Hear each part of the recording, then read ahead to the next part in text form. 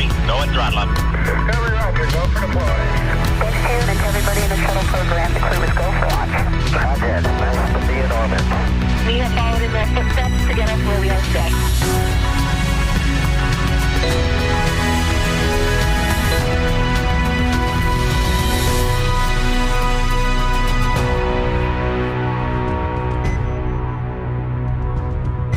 Hello, and thanks for tuning in to the NASA SpaceX Crew 10 mission.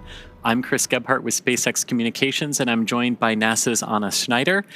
We are just a couple of hours away from the final approach and docking of Dragon to the International Space Station after a picture-perfect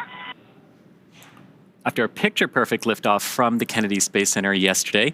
Overall, this will be Dragon's 46th visit to the International Space Station and its 14th human spaceflight mission to the orbiting lab, including the Demo 2 test flight, the 10 NASA Commercial Crew Program rotation flights, and 3 Axiom Space private astronaut missions.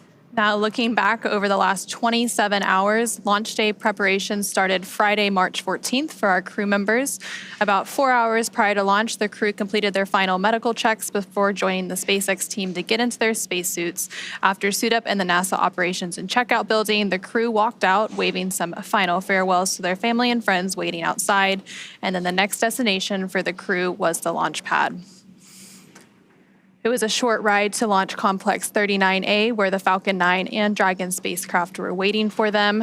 And then 2.5 hours prior to launch, the crew ingressed or entered Dragon, walking over that crew access arm, enjoying some last views of the Space Coast in Florida, and then heading into the White Room and then into the spacecraft Endurance.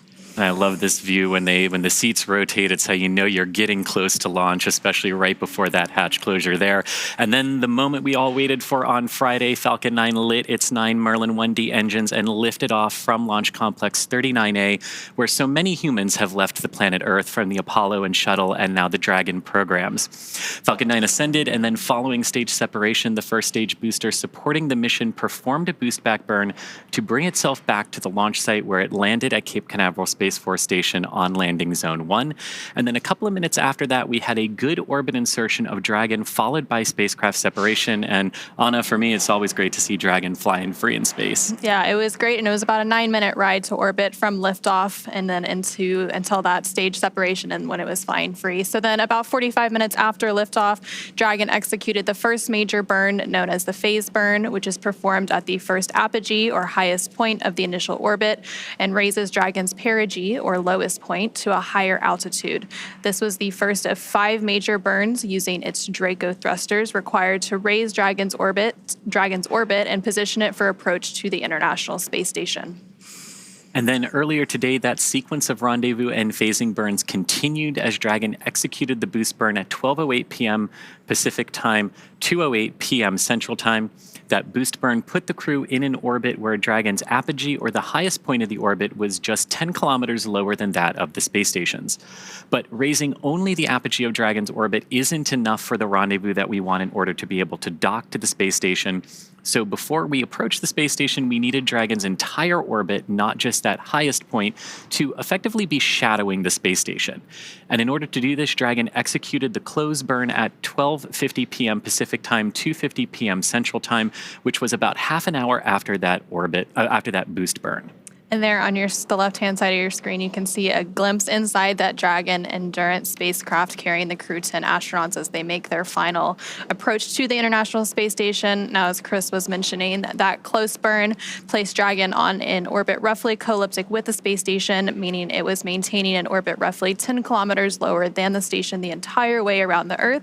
And again, that's in contrast to only being 10 kilometers lower than the station during Dragon's apogee, or the highest point in its orbit, which is achieved by the boost burn beforehand. After that, Dragon performed a mid-course out-of-plane burn to fully align its orbital track to match that of the space stations, and that burn took place at 1:34 p.m. Pacific, 4:30 p.m. Eastern. More than an hour later, at 2:25 p.m. Pacific, 4:25 p.m. Central, Dragon executed the fourth maneuver known as the transfer burn, and this is where Dragon raised its apogee, or highest point of its orbit, to just 2.5 kilometers lower than the space station. And then Dragon rounded everything out with a final co-elliptic burn at 3:19 p.m. Pacific time, 5:19 p.m. Central time, to once again maintain a constant lower orbit than that of the space stations, this time just 2.5 kilometers below the orbiting laboratory. And this final burn was shorter than the rest, lasting just about 30 seconds. And now, as we enter the approach phase, SpaceX flight controllers, which you can see there on the left-hand side of your screen, will work in tandem with the NASA team in Houston, which is on the right-hand side of your screen, to maneuver Dragon Endurance to the proper attitude.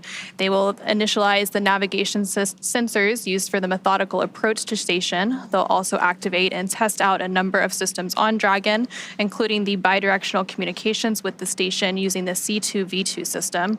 Now, C2V2 stands for Common Communications for Visiting Vehicles. It basically sets up a data stream from Dragon to the station, giving another path for Dragon telemetry to come to the ground and also providing an additional command capability to astronauts aboard the station. And that brings us to essentially where we are now. So looking a little bit ahead in our timeline, at approximately 7:35 p.m. Pacific time, 9:35 p.m. Central, Dragon's Draco thrusters will fire for the approach initiation burn. Now, this burn will take place when Dragon is about 2.5 kilometers below the space station and about 7 kilometers behind it and still catching up with the station. And the approach initiation burn will bring Dragon to a point about 400 meters or a quarter of a mile directly below the space station. A small burn after that, called the approach initiation mid-course burn, is planned for about 25 minutes later at 8:05 p.m. Pacific, 10:05 p.m. Central.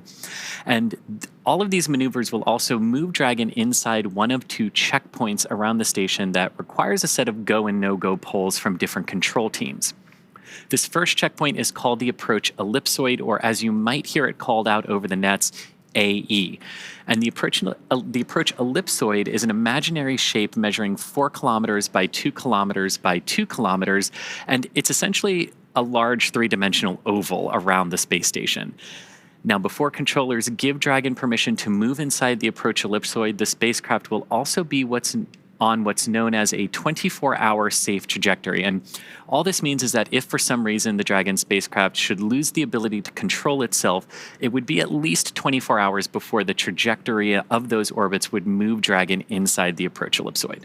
And we're now about 2 minutes away from that approach initiation burn, so we will be standing by for that. But as we continue to move on, after Dragon arrives at the 400-meter below station point, that will be known as waypoint 0, and that will be the first checkpoint during our approach. And the vehicle can hold here at 400 meters, but if all of its systems check out, Dragon then can continue its approach to waypoint 1, and Dragon's move from waypoint 0 to waypoint 1 will swing it up and out in front of the station, arriving at a distance of approximately 220 meters.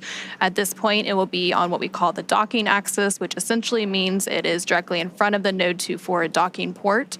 And just before arriving at waypoint 0, the NASA and SpaceX teams will conduct another go-no-go poll for Dragon, this time to move inside the keep-out sphere, which is another checkpoint that consists of an imaginary sphere around station with a radius of 200 meters. Flight controllers use this to monitor all arriving and departing vehicles, and this is another chance to confirm all of the guidance, navigation, and control systems are working correctly on Dragon before moving closer to station. It carries a similar requirement on the orbital trajectory that if Dragon were to somehow lose control of its thrusters, it and the space station would be safe for 4 orbits, or about 6 hours, rather than the 24 hours required to enter the approach ellipsoid. And then once Dragon has approval to move inside of the keep-out sphere, it will move from waypoint 1 in toward waypoint 2, which is just 20 meters in front of the station. Once Dragon is 20 meters away at waypoint 2, the spacecraft will begin focusing on aligning its docking systems with the International Docking Adapter. Shortly after that, we should hear a call out for CHOP, which stands for Crew Hands Off Point, a little less than 30 seconds before docking when Dragon is just a few meters from the docking port. And at that point, any abort would have to be done automatically by Dragon. Now, after that, it will be the grand arrival for our crew on the space station, where Dragon will fly in and make contact with that International Docking Adapter, giving us first what we call soft capture. The soft capture ring will then retract until sensors indicate it's time for 12 hooks to drive into place to give us that hard dock and hard capture between the two vehicles. And now that approach initiation burn is currently underway. It began about 40 seconds ago, so we are in that approach initiation burn. So the Dragon's 16 Draco thrusters that it has on it, some of those are firing to complete that burn. And then to round out the process to dock, once hard capture is confirmed, the station crew, namely NASA astronaut Butch Wilmore, will manually pressurize the vestibule or the area between the Dragon hatch and the station hatch. Meanwhile, umbilicals that provide audio, data, power connections from the station to Dragon are put in place, and then it's time for leak checks and hatch opening, which is currently timelined to come about an hour and a half after docking. And again, that approach initiation or AI burn is still ongoing. We're about a minute and a half into that burn taking place. And just before that burn started at about 7:08 p.m. Pacific, the flight controllers gave the go, no-go for that. SpaceX on the big loop. Approach initiation maneuver complete and nominal. If desired, please review your impulsive retreat recovery cue cards.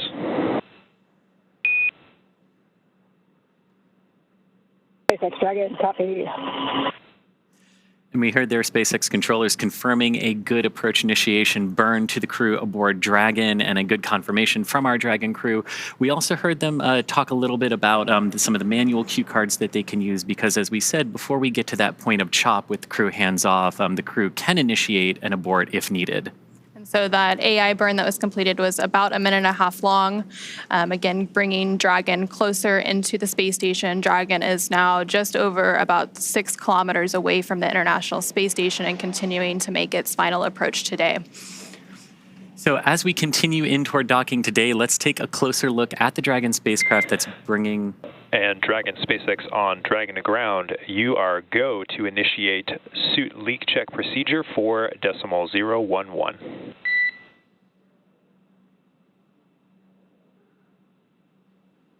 Dragon copies, we're in 4.011. And you can hear that call indicating a suit leak check, which is what we would expect around this time. Just like at launch, the crew is in their launch and entry suits, also their docking suits, I guess you could call them, which just helps provide a little bit more protection during these critical moments of flight. And after launch and orbital insertion yesterday, the crew did get a chance to take off those suits and get a little bit more comfortable since it was about a 28-hour journey to docking. So they did have some food, they went through a sleep period, and now they're getting those suits back on and getting ready for some more integrated operations and docking. And the comms you're hearing between the crew and on the ground, that is with the Crew 10 commander, NASA astronaut Ann McClain. And just before we came on air, they also configured the big loop. So that is where all of the parties involved in today's operation are all talking on one loop. So that is the station crew, the Dragon crew, the SpaceX team here that you can see on your screen, as well as the Houston Mission Control team for NASA. They're all talking on one integrated loop, and that's what will continue to be operating through today's docking procedures. It really is a good collaborative effort, getting everyone up there safely. So while we continue to approach, let's take a look at the Dragon spacecraft bringing the Crew 10 crew up to the International Space Station today. The Dragon spacecraft and its trunk stand just over 26 feet tall, and there are 2 windows on the spacecraft plus one underneath the nose cone. Now, that nose cone opens shortly after launch to expose the forward bulkhead thrusters and docking mechanism that will connect with the space station. Dragon's trunk also holds solar cells which help power Dragon while it is in free flight, and on certain missions the trunk can also carry some unpressurized cargo for us. And Dragon has 16 Draco thrusters that can be used. Dragon on Dragon to ground, 2.2 ready to pressurize. Copy, Dragon. You are go to initiate suit leak checks. And there you heard some additional Dragon copies, go for suit leak checks. some additional communications between the Corps and NASA astronaut Ann McClain, who is the commander for Crew 10, just confirming that they're proceeding with those suit leak checks. When you hear them talk about those procedures, there's often a number associated with that, and that is just the procedure number that they can go look up and make sure everyone on the ground and on the Dragon or on the station, they're all following the same procedures in step-by-step order. So Dragon does have 16 Draco thrusters that can be used in space to help navigate the spacecraft to its destination, and we saw those firing not that long ago with that approach initiation burn, and they've also been firing for all of those previous burns leading Dragon to the International Space Station. Again, Dragon is now just over 5,300 meters, about 5.3 kilometers away from the International Space Station and continuing to close in. But those 16 Draco thrusters don't include the 8 Super Draco thrusters, which can be used for an abort, but they are no longer active once the crew is in orbit. That's right. And with that crew, speaking of, Dragon has definitely played a significant role in advancing our future in space by safely transporting crew to and from the space station. There are currently 4 Dragon spacecraft supporting human spaceflight missions to and from the station. Those include the Dragon Endeavour, Resilience, Endurance, and Freedom.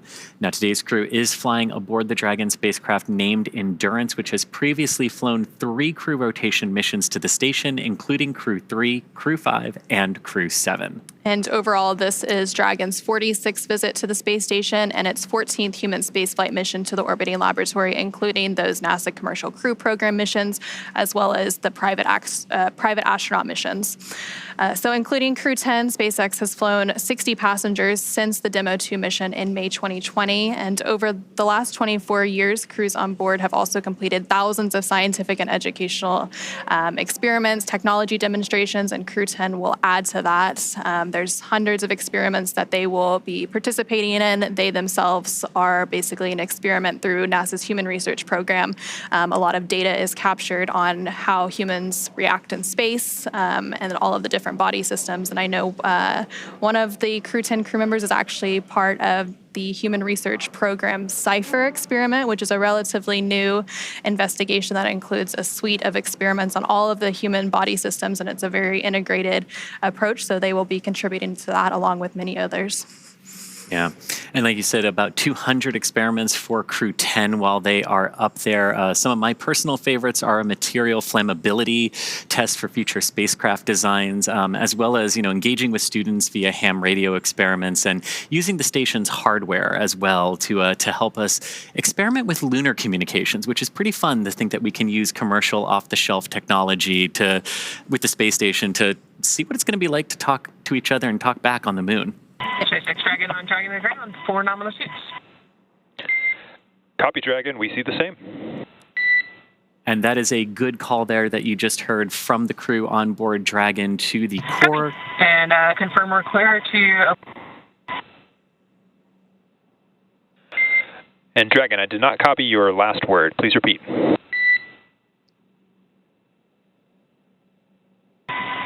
Yeah, just confirm we're go to open visors at this time. Affirm. Go to open visors. And you could hear that exchange between the crew on board Dragon Endurance and our core officer here at SpaceX Mission Control, core standing for the Crew Operations Resource Engineer, confirming good suit leak checks ahead of docking operations today, and the crew able to open their visors there and breathe Dragon's normal cabin air as they continue on into their approach today. Now, we were talking a little bit before that about the science experiments that they're going to be doing. So overall, more than 200 experiments for this crew across multiple disciplines, including life and physical sciences, advanced materials. I mean, really, it's kind of hard at this point with 24 years of continuous occupation of the space station to think of any facet of our life that the station and the science that it's enabled hasn't touched. And the International Space Station is actually going to approach a very important milestone later this year. It'll be the 25th anniversary of a continuous human presence, which is absolutely crazy to think about. So there's a lot of people under the age of 24, almost 25, that haven't lived a single day without the International Space Station having humans on board, which is an incredible milestone to think about. It really is. I remember the day the first crew launched, and it's amazing to be 25 years after that and never had a gap. And so during all of those 25 years, obviously science has been a huge part of it. And as I mentioned earlier, those astronauts often serve as test subjects themselves, submitting blood and other samples. And so NASA's astronaut Anne McClain, who's also the Crew 10 commander today, is participating in that CIPHER, or complement of integrated protocols for human exploration research investigation, which again is a suite of integrated physiological and psychological changes seen in space, which could provide valuable results for future deep space missions. space. Yeah. And one of those other experiments that I was talking about involves the use of the ISS's ham radio. And normally this is what's used for the astronauts to engage with students on the ground, to help teach students, how to communicate when you have to manually hold the receiver and everything. But what's really cool about this technology too is it's going to be used during Crew 10's stay on the station to test hardware and software for navigation and communication on the moon, called NavCom by NASA. But this is really cool too because it's not only using the space station's antennas to test our ability to send timing commands and time-coded messages to basically help the GPS network. But there's also an experiment like this that just recently landed on the moon on Firefly's Blue Ghost mission. So really cool to see different ways that we're using different machines to test lunar technologies right here on Earth and in the sky above us. And Expedition 73, which will begin in April once, of course, the Soyuz rotation finishes. So it'll be about a month that the Crew 10 is part of Expedition 72 before that Expedition 73 begins. But during that expedition, they will conduct a material ignition and suppression test, or SOFI MIST for short, testing material flammability and in microgravity. And this research could improve fire safety on future missions, contributing to models used to select materials for space facilities and helping to determine the best ways to extinguish fires in space. And so Dragon is now less than 4,000 meters away from the International Space Station, continuing to close in on its target, a little less than 4 kilometers. The next milestone that we are expecting is possibly that AI, or approach initiation mid-course burn. We were expecting that about 25 minutes after the approach initiation burn, and that approach initiation burn took place about 10 minutes ago at 7:35 p.m. Pacific. So we might have that mid-course burn in about 15 minutes. And then after that, a lot of the events will happen pretty soon after that. We'll get all to the waypoints and all through that. And then we'll have docking, hatch opening, and welcome the crew on board. After hatches opens, there will be a brief welcome ceremony to welcome the crew on board. It will actually be joint welcome and farewell ceremony for Crew 9, since Crew 9 will be departing in just a few days from now and bringing an end to their mission and returning back to Earth as well. And with Crew 10's arrival on the space station, it will bring the total number of people living and working on that orbiting laboratory up to 11. There are 7 crew members currently on board.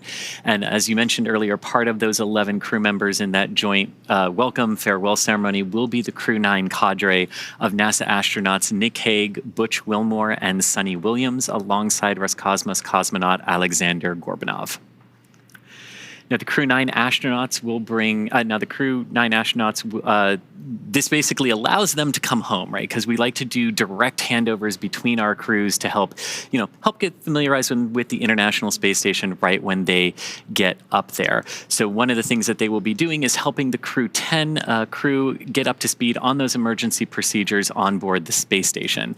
And then when NASA and SpaceX teams determine that weather is ideal for splashdown around Florida, the members of the Crew 9 crew will board their Dragon spacecraft for their return to Earth. And as you mentioned a little bit, those direct handovers that we're going to see between Crew 9 and Crew 10, so those handovers between crews, allow for a continuity of the activities on the International Space Station and also help to ensure that continuous U.S. presence on the space station. Again, we just mentioned that the International Space Station has been continuously occupied by humans for over 24 years now, approaching that 25-year mark in just a few months. And so in a few weeks, NASA astronaut Johnny Kim, along with his Roscosmos crewmates, will join the on-orbit crew. And then shortly after that, we will see the departure of the Soyuz MS-26 spacecraft that will return NASA astronaut Don Pettit, along with his Roscosmos crewmates, home. And that will mark the commencement or the beginning of Expedition 73. And that expedition will then be led by the new space station commander, which is currently on board the Crew 10 spacecraft, so JAXA astronaut Takuya Onishi. And as Dragon continues to approach the International Space Station, we can see from the tracker there on your screen that they are both flying over the southern portions of Africa right now, about to swing out over the Indian Ocean.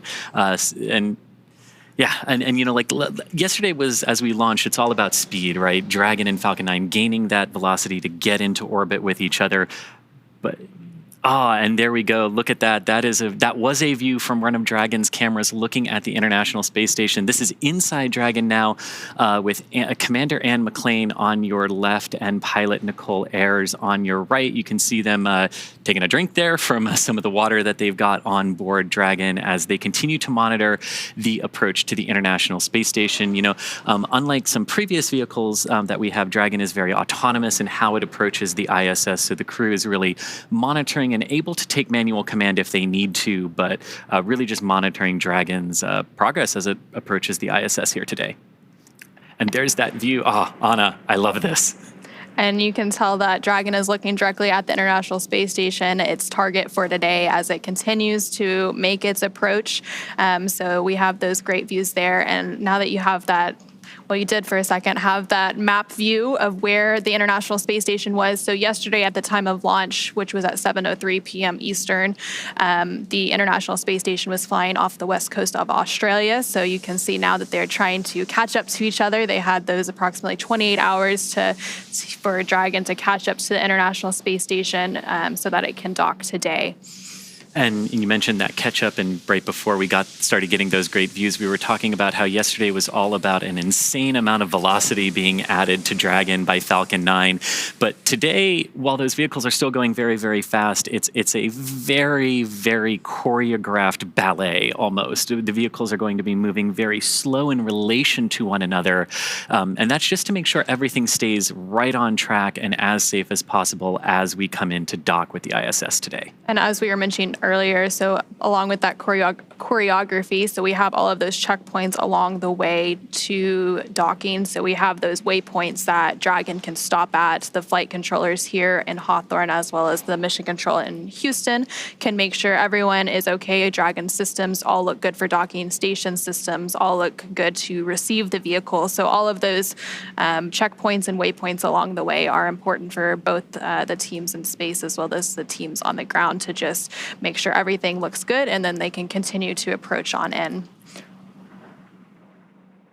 And as we can see, and as we can see here, we've got two of our crew members on screen, and I think that on the left is NASA astronaut Anne McClain, right? Yes. So, for a second you saw NASA astronaut Anne McClain on the left, so she's the Crew 10 commander. But let's go ahead and take a little bit of a moment to introduce you to the crew.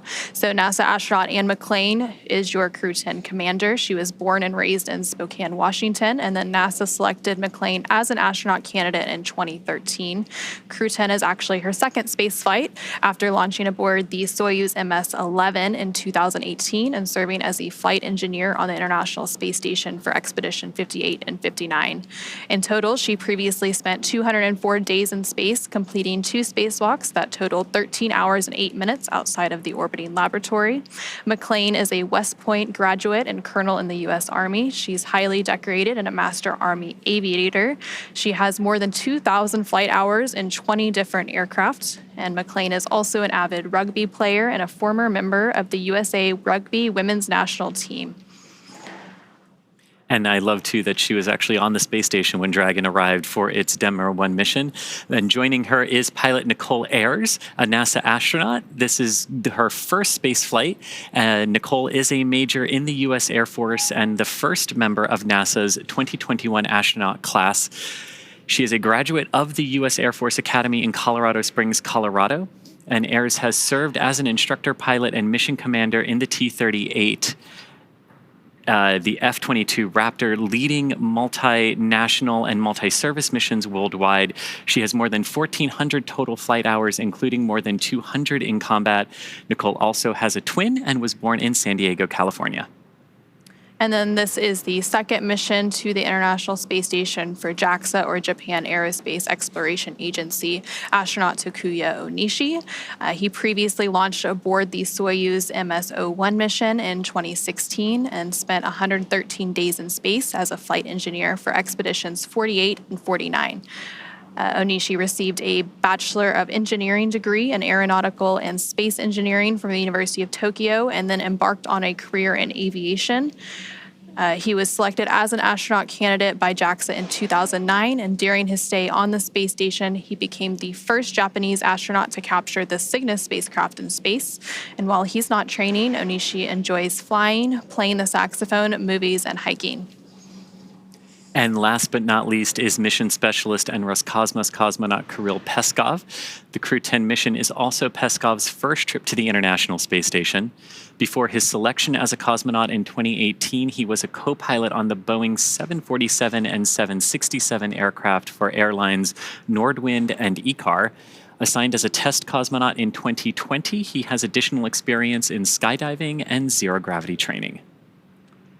So between NASA astronauts Anne McClain, Nicole Ayers, JAXA astronaut Takuya Onishi, as well as Roscosmos cosmonaut Kirill Peskov, those are the cadre of 4 that make up Crew 10, who's currently approaching the International Space Station, again following that launch yesterday from NASA's Kennedy Space Center in Florida at 7:03 p.m.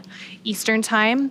So we recently did have that AI burn at around 7:35 p.m. Pacific. Coming up in about 7 minutes or so, we are expecting an AI mid-course burn. So that will be one of the final burns before we approach into the final stages of the docking process, and we reach that waypoint 0 expected about 20 minutes after that mid-course burn takes place. And as you can see here, these great views from the International Space Station, looking at the Japanese robotic arm, part of the Japan experiment module facility that's up there on board the space station, and gorgeous views of Earth underneath. Now, when Crew 10 arrives at the International Space Station, they will be joining the Expedition 72 crew. That is an expedition that's been in progress for a few months aboard the International Space Station. And then about a month or so after they arrive, a Soyuz crew rotation will take place from Roscosmos, bringing 3 new crew members up on that new Soyuz, and then the previous crew that departs on that Soyuz will mark the beginning of Expedition 73 on board the space station. Yeah, so when that Soyuz departs, NASA astronaut Don Pettit will return home, and then coming aboard a Soyuz to the International Space Station will be NASA astronaut Johnny Kim, along with their Roscosmos crewmates.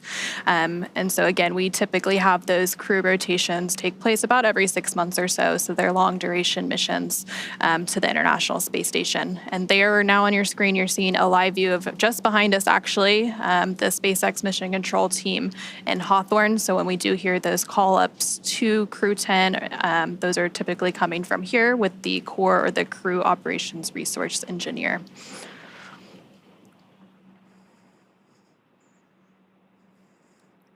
And, we've been talking a lot about, Crew 10, our 10th resupply, our 10th rotational mission for Crew for the Commercial Crew program. And this is just part of the storied history of crew rotations on the International Space Station over the last 24 years. The Soyuz we've mentioned is one of the vehicles that has done this, Dragon as well. The shuttle's also responsible for some crew rotations. It's just really impressive to think about what has gone on across those 25 years of near permanent human habitation on the space station. Yep, and so the space station has been occupied, of course, almost 25 years.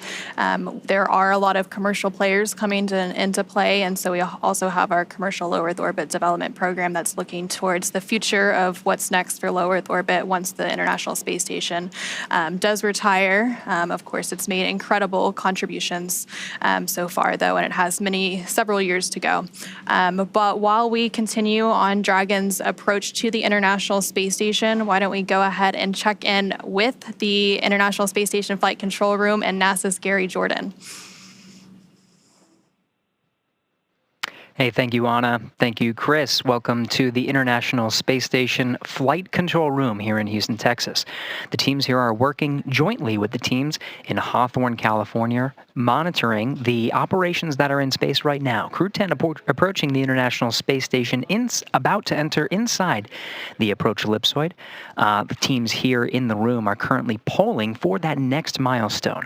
The approach initiation brings them up to what's called waypoint 0, just below the International Space Station. In just a few minutes, the Crew 10 vehicle Endurance is expected to perform what's called a mid-course maneuver, an approach initiation mid-course to converge on waypoint 0. This is right below the International Space Station.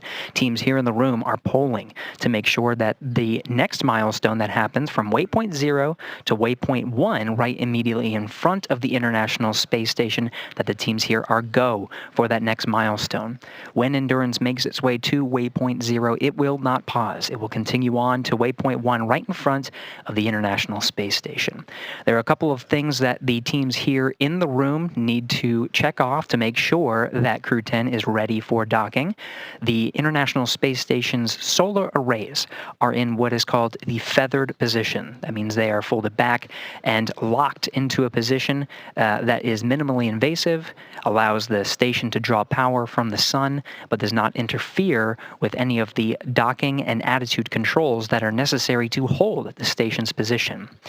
Meanwhile, the Attitude Determination and Control Officer here in the room, called ADCO, is coordinating with the Russian colleagues and the Russian thrusters on the Russian side of the International Space Station to ensure that we are configuring the station itself for docking.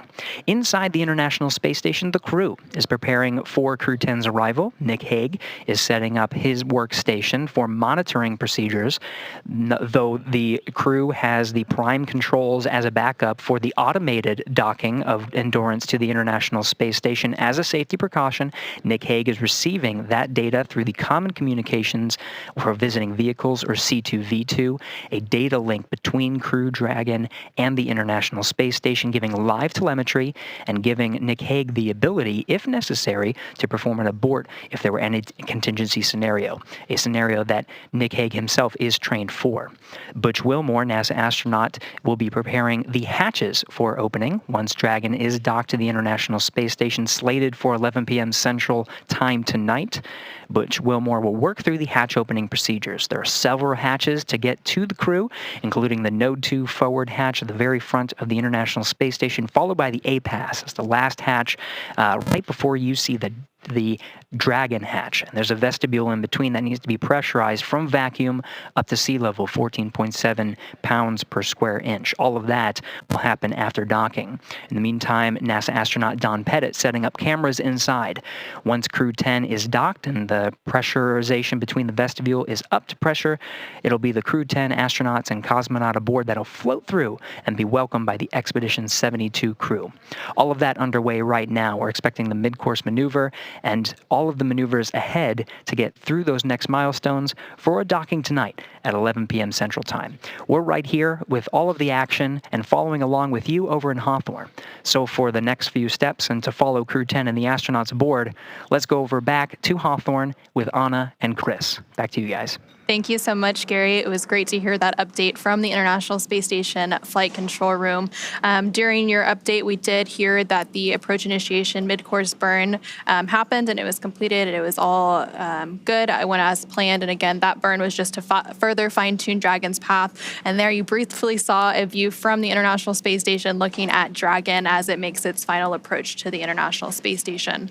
So now coming up, once Dragon arrives at 400 meters below the station, it will be what is known as waypoint 0, and that will be our first checkpoint during our approach, and the vehicle can hold there at 400 meters, but if all of its systems check out, Dragon can then continue its approach to waypoint 1. And Dragon's move from waypoint 0 to waypoint 1 will swing it up and out in front of the station, arriving at a distance of approximately 220 meters. And at this point, it will be on what is known as the docking axis, which essentially means it is directly in front of the docking port. And the crew are headed to the forwardmost port of the station today, the Node 2 forward, which is the forward-facing port.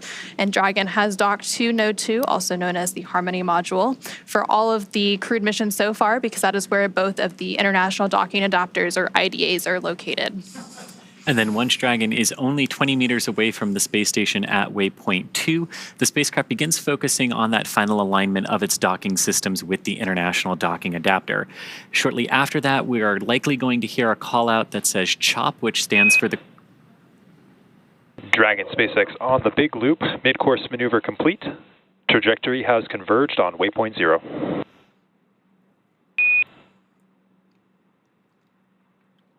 And that is exactly what we were hoping to hear. Dragon, copy.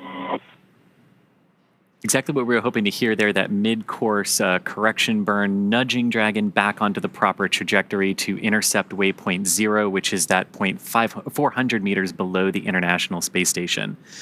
Now, going a little bit ahead in our process, when we're about ready to dock with the International Space Station, one of the final things we're going to hear is what's called CHOP, crew hands-off point, a little less than 30 seconds prior to docking. That's the point where all aborts would have to be manual, but as we actually heard a few minutes ago, right after that approach initiation burn, the crew does have manual options available to them, but right now just monitoring Dragon as it cruises in autonomously for that docking a little bit later tonight.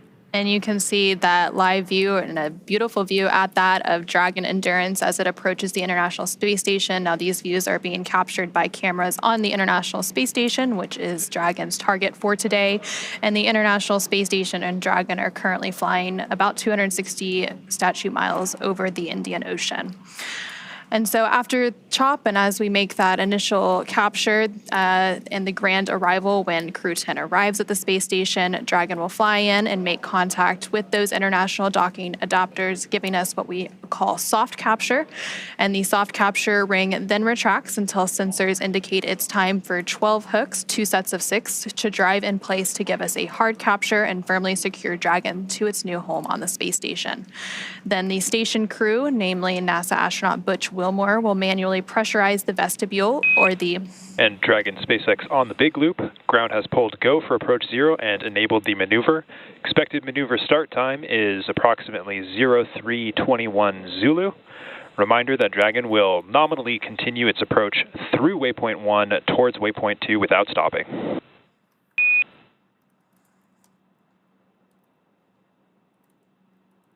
SpaceX Dragon copies the go for approach 0. And there we just heard some conversations between that core crew operations resource engineer here at SpaceX Mission Control in Hawthorne and NASA astronaut and Crew 10 Commander Ann McClain. They were talking about approaching waypoint 0. They had that go, no-go poll. Again, those are joint polls between the SpaceX team in Hawthorne as well as NASA's team in Houston, just to verify that all systems on Dragon, all systems on the space station look good and they can proceed past that waypoint 0 that we were just talking about. And so once we do have that docking and we have that hard capture, they will begin the pressurization process of the vestibule, and that is the area between the Dragon hatch and the station hatch that was previously exposed to the vacuum of space. And then umbilicals that provide power, audio, and data connections from station to Dragon are put in place, and then there will be a series of leak checks before the hatches are finally open, welcoming Crew 10 aboard the International Space Station as part of Expedition 72. And that hatch opening is slated to take place about an hour and a half or so after we get that docking later today.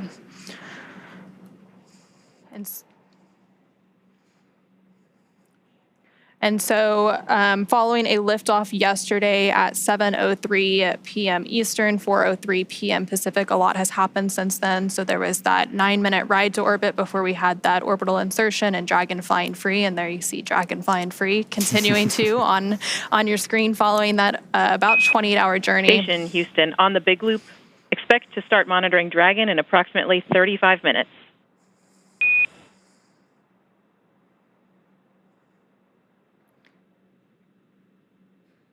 And there you heard some additional call-ups to the crew, this time to the International Space Station crew. Again, we mentioned earlier, they're all talking on what is known as the big loop. So all 4 parties that are involved in today's operation, so the Dragon crew, the space station crew, the SpaceX team, as well as the NASA team and their mission control, they're all talking on one loop. So that specific call-up was up to the space station crew because today we will have NASA astronaut Nick Hague monitoring Dragon's approach.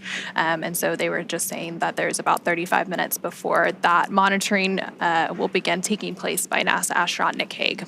And that's part of what we've talked about that cooperative element of the docking sequence. While Dragon can do this autonomously, there's folks here at SpaceX Mission Control in the ISS flight control room and on board the ISS, making sure that, just monitoring, again, making sure everything is going as we want it to today. And you can see there Dragon kind of exiting off the top of your screen. The camera will pick it up again there as Dragon goes over Earth there. You can see its nose cone opened up, and that you can see the forward docking adapter there, which is what is aimed at camera right now. And that nose cone was over that docking apparatus during liftoff to help protect it from the aerodynamic forces and some of that heating that Dragon experiences as it heads uphill into space. So yesterday, after we had liftoff and that orbital insertion, and after that nose cone was opened, that nose cone that you were just mentioning, Chris, that is actually when the zero-G indicator was revealed. So NASA astronaut Anne McClain revealed Crew 10's zero gravity indicator, and it was a crochet origami crane, which is an international symbol of peace and unity. So NASA astronaut Anne McClain provided some really lovely words on that zero gravity indicator, and those zero gravity indicators have quite the history. Many crews before them have had their own zero-G indicators, and so that specific crane was actually hand crocheted, and it also they also mentioned the commemoration of the 50th anniversary of Apollo-Soyuz as part of that zero-G indicator rollout. That's right, 50 years this year. So a lot of milestones this year in the space world: 50 years of Apollo-Soyuz, 25 years of International Space Station continuous human presence. There's a lot that's happened and a lot to look forward to, especially with all of the commercial space activity going on so far this year and into the future. That's true, and SpaceX right in there with you. Crew 10 actually lifting off on the 23rd anniversary of SpaceX's founding. As well. And that zero-G indicator, too, one thing I really liked about it is its name was Drug, which was the Russian name for friend. And as Commander Anne McClain said, it is a nod to the unique and deep cultural traditions from which each of us come. So noting the very international nature of this crew. And so some of the previous indicators, so Crew 9, who is obviously currently on board the International Space Station, their indicator was actually a plush baby falcon named Aurora. So it previously flew on 2 Russian Soyuz capsules, including the flight that resulted in an emergency abort that NASA astronaut Nick Hague was actually a part of. And so Nick Hague is now going to be monitoring today's approach, and he will also return home after that handover period with Crew 9 back to Earth. And, as we're talking about zero-G indicators, I got to say my favorite is the little plushy Earth that went up on the Demo 1 mission. We talked a little bit earlier, Anne McClain was on the space station when Dragon arrived for its uncrewed Demo 1 test flight, paved the way for all of these crew rotation flights for NASA and for Axiom Space as well. And that little plushy Earth, oh man, I smiled a lot looking at Anne's smile when she saw that sitting inside the Dragon capsule. And then you can see Anne there on the right-hand box. Anne is on the left-hand side working on that tablet right now. Now a view of the International Space Station. So this is cool. You've got the ISS looking down at Dragon on your left, and you've got Dragon looking up at the ISS on your right. I mean, the views don't get much better than that, except for maybe the 4 people who are in Dragon. And so the International Space Station and Dragon are currently flying just off the coast of Australia, again, as Dragon makes its final approach to the International Space Station. So Dragon is currently about 560 meters away from the International Space Station and continuing to close in. Again, we recently did have that go past that waypoint 0. So next up will be that waypoint 1 that we expect in just a few minutes.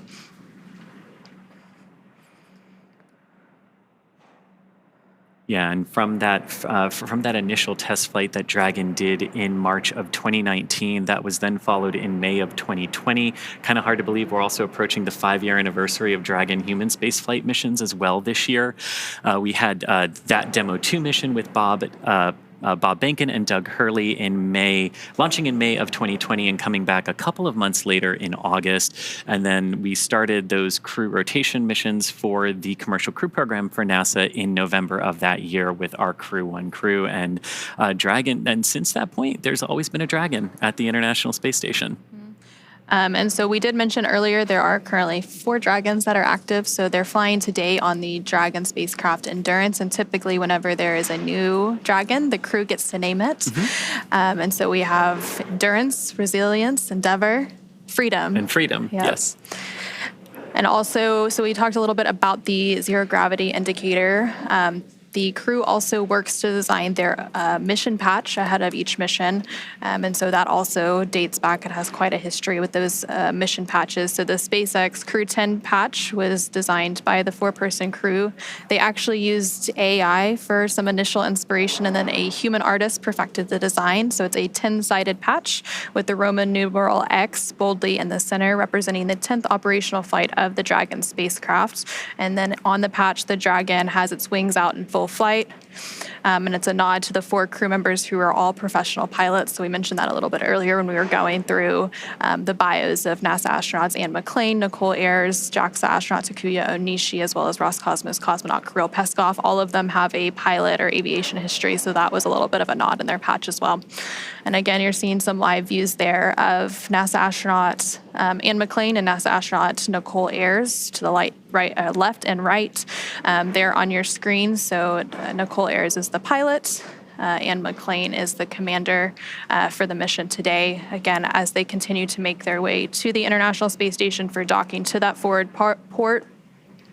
The Dragon spacecraft is currently less than 480 meters away from the International Space Station, continuing to make its approach. And you know, we're seeing these views from Dragon looking up at the International Space Station. And this Dragon vehicle is actually the second design of the Dragon that we have had. We started with a cargo vehicle, and we actually have the first one hanging right here behind me today. And honestly, what I love about this, watching Crew 10 approach the ISS, the 14th Dragon human spaceflight mission to the space station, and that very first Dragon that was only carrying cargo, we put a window in it, not because we had to, but because we wanted to symbolize that one day we will be carrying crew, and one day we will be doing exactly what we are doing here today. And just kind of gives me goosebumps to look at Dragon 1 versus the new shiny Dragon we got. And so they've had that 28-hour flight, and I'm sure they've been able to take advantage of looking out those windows and the amazing views of Earth below them as they make their way to the International Space Station, which there you can see a view of the International Space Station on your screen. Again, those views are captured by the cameras on Dragon. So this is basically a point of view of Dragon looking at the International Space Station. And you can see there, you know, you've got if you sort of look at the space station and how it's oriented right now, you've got a small bar that sort of goes across the top. Those are the European and Japanese modules of the space station. You've got the US and Russian modules sort of going down in a line, forming that T. And then you have the huge solar array truss and the wings of the space station, if you will. And so Dragon is now about 440 meters away from the International Space Station. And again, that waypoint 0 mark is at the about 400-meter point. So they should be reaching that waypoint here pretty soon. But again, they had that go, no-go poll to proceed through waypoint 0 and then on to waypoint 1. So they won't have to pause at waypoint 0 once they reach that 400-meter mark. Which is, and that's what we were sort of saying earlier. We have these moments when we can stop to make sure that everything is in alignment. But if everything is already in alignment, there's really no reason to stop, and we can proceed forward. And so once they do proceed forward, they'll then get to waypoint 1 and waypoint 1. So you go from 400 meters at waypoint 0, and then waypoint 1 is about 220 meters. And that's when we get to that docking access arrival. And so they'll have that go ahead and proceed to that point. And once they are on that docking access, it basically means they are directly in front of the port. So that forward port on node 2, the Harmony module that they will be docking to today. So Dragon will be looking directly at that International Space Station docking port, and they can do some final alignment checks if they need to. And then from there, they will then move to waypoint 2, which is just 20 meters away. And there you can see another view of Dragon. This is a camera on the International Space Station, and they're currently flying over Sydney, Australia. So that's the International Space Station looking out at Dragon. Those cameras are actually controlled by one of the flight controllers in Mission Control in Houston. So the Cronus typically operates those cameras, and they're the ones that are manually moving those cameras up and down and trying to find Dragon and keep a focus on it so that we can have these amazing views here today. And as Dragon, as you mentioned, that waypoint one point about 220 meters from the International Space Station, that's very close to, but just outside what's known as the keep out sphere for the International Space Station. This is the sphere that any visiting vehicle needs to stay outside of until given explicit permission to proceed in closer to the International Space Station. We would expect that go no go poll to either come when they're holding at waypoint one, or if they don't need to hold at waypoint one, shortly before they're to then proceed into waypoint 2, 20 meters from the station. Again, another point where they could hold if they need to, and we have on past flights seen them hold sometimes at that waypoint 2 20-meter point for a variety of reasons. Sometimes it's alignment, sometimes it's been visuals and lighting conditions with just where the International Space Station is in its orbit. Might seem kind of odd to think that, wait, why would we need to wait if we can dock at night? But shadows are really important in understanding them and how they interplay with the autonomous navigation systems. And so we're actually pretty close to that waypoint 0 mark. We're about 403 meters. So Dragon's about 403 meters away from the International Space Station. So just around that waypoint 0 mark that we've been talking about. Now Dragon will continue past that point and into waypoint 1, which is again that 220 meter mark. So it really is just a choreography that it follows throughout its final approach and docking today. And if you think about the overall trajectory of approach here, you can kind of think of it as like an airplane that's in the air, where you're directly underneath it, but then you can walk in front of it and up to its nose. And that's sort of what Dragon's going to do here, moving from waypoint 0 up to waypoint 1. So you were mentioning the keep out sphere. So that's one of those invisible boundaries. There's also the approach ellipsoid, which we mentioned a little bit earlier today, but Dragon's already inside of that approach ellipsoid. So that's outside of the keep out sphere. And that's that 4 kilometer by 2 kilometer by 2 kilometer boundary. Basically, it's the neighborhood of the International Space Station. So once a visiting vehicle such as Dragon, makes it into that approach ellipsoid, that's when a lot of those joint and integrated operations begin. And again, to enter into the AE, Dragon or any visiting vehicle has to be what is known, it has to be on what we call a 24-hour safe free drift trajectory, which means the spacecraft would not cross into the AE or the approach ellipsoid for at least 24 hours.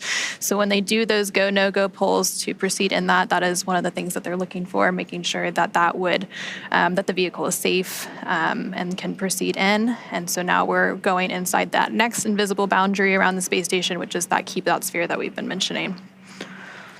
And if you're just joining us here, some great views that are on your screen as Dragon is approaching the International Space Station just inside of 400 meters now, passing waypoint 0. On the left-hand side of your screen is a live view from the International Space Station looking down at Dragon. You can kind of see it moving across the white clouds there, about to go over the blue ocean in the middle of the screen there.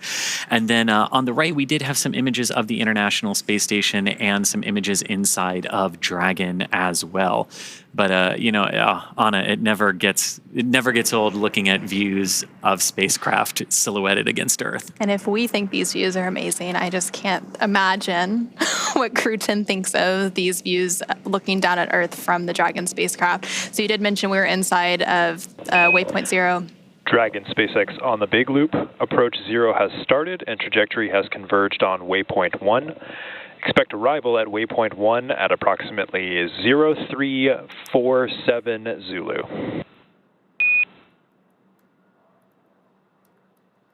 SpaceX Dragon on the big loop, copy 0347 Zulu for waypoint 1.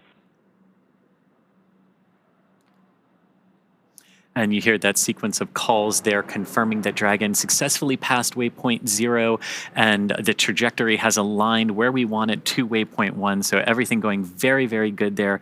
And we're expecting the arrival there at waypoint 1 in just about 25 minutes from now. So once we get to waypoint 1, Dragon will be about 220 meters away from the International Space Station. So again, this is another checkpoint on the way to the International Space Station. And then that final checkpoint is waypoint 2, which is just 20 meters away. And then from there, we will have that initial contact and capture, what is known as soft capture, before those 12 hooks, 2 sets of 6 deploy to have that hard capture. And then they can begin releasing those umbilicals for data and power, and then began the pressurization activities for the vestibule, which is that area between the station hatch and the Dragon hatch that had been previously exposed to the vacuum of space. They'll conduct some leak checks, and then, of course, welcome the new crew aboard the International Space Station. And yesterday when we lifted off, we were talking about the precise second that we had to lift off to be in the correct plane to reach the International Space Station today.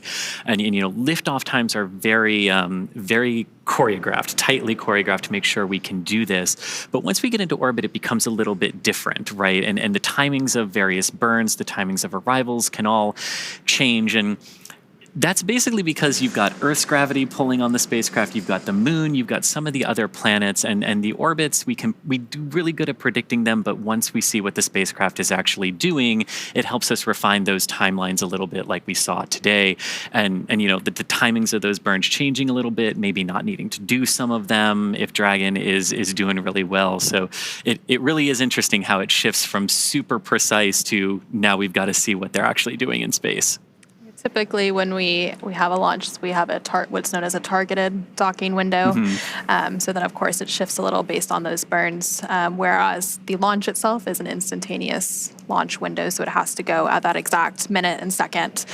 So again, yesterday's launch took place at 7:03 p.m. Eastern, 4:03 p.m. Pacific, and since then, Dragon has had about a 28-hour journey to make its way to the International Space Station. Dragon is now just about 330 meters away from the International Space Station. It's now inside waypoint 0, approaching waypoint 1, which is that 220-meter mark. And then from there, it'll continue on and enter inside what is known as the keep-out sphere, which is that 200-meter boundary around the International Space Station before we have that docking. So it's been a long journey for Crew 10 since launch yesterday, and even before that, because they had all of those preparations leading up to launch, getting suited up, those final medical checks, all of the various processes that they went through prior to that liftoff at 7:03 p.m. Eastern, 4:03 p.m. Pacific.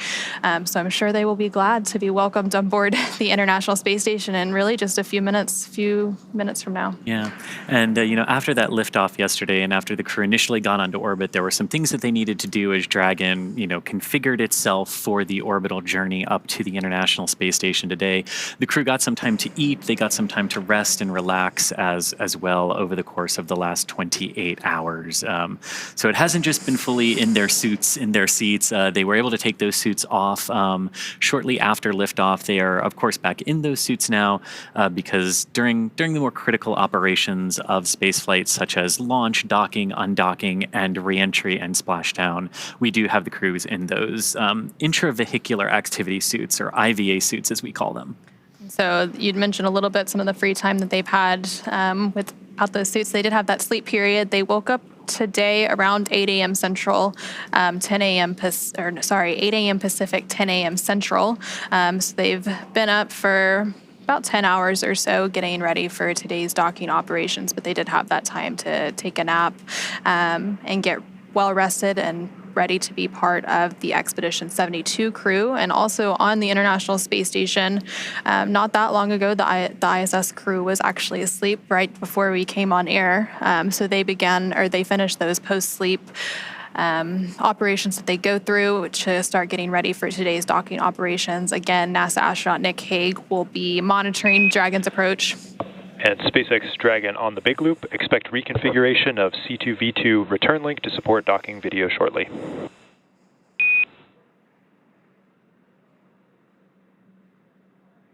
SpaceX Dragon, copy.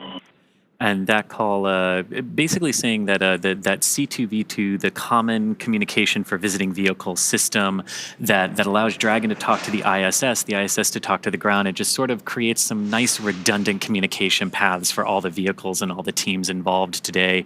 That system was primarily configured for the initial approach of Dragon up to the station through waypoint 0, and we just heard them briefing the crew that they'll be reconfiguring that again for the docking portion. So we'll continue to hear a lot of those call-outs from the ground teams and the astronauts on the International Space Station, as well as Dragon, as we continue to get into the final stages of docking today. Right now, Dragon is about 310 meters away from the International Space Station and continuing to fly in to make its final approach and docking. So it's getting pretty close now. And there you're continuing to see, if you squint, you can see a view of Dragon there in the center of your screen. So again, these are views captured by cameras on the International Space Station. And so that is the Dragon Endurance spacecraft. And it's actually the fourth flight for that Endurance spacecraft. It previously flew 3 other commercial crew program missions, Crew 3, Crew 5, and Crew 7. And the fourth flight, obviously, today for Crew 10. That's right. And overall, this is the 10th crew rotation mission for NASA's commercial crew program that Dragon is flying. It's also Dragon's 14th human spaceflight mission to the International Space Station and Dragon's 16th human spaceflight mission overall, since Dragons don't always go to the International Space Station, but we have had 2 free flyer missions in the Inspiration 4 and Polaris Dawn missions as well. And with the Crew 10 mission, Dragon has carried 60 crew members at this point across its 16 missions.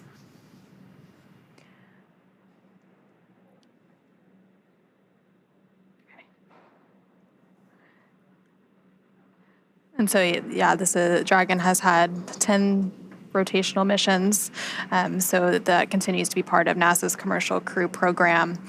We also have, of course, the commercial resupply services, and we have the commercial Earth orbit development program working on potential future commercial space stations. So space is really becoming a commercial public-private endeavor. And you see that here as Dragon is docking to the International Space Station, obviously a government platform, but commercial partners bringing crew and cargo and things to the International Space Station. Again, once Crew 10 is on board the International Space Station, they will partake in a multitude of science experiments, technology demonstrations, all for the benefit of humanity.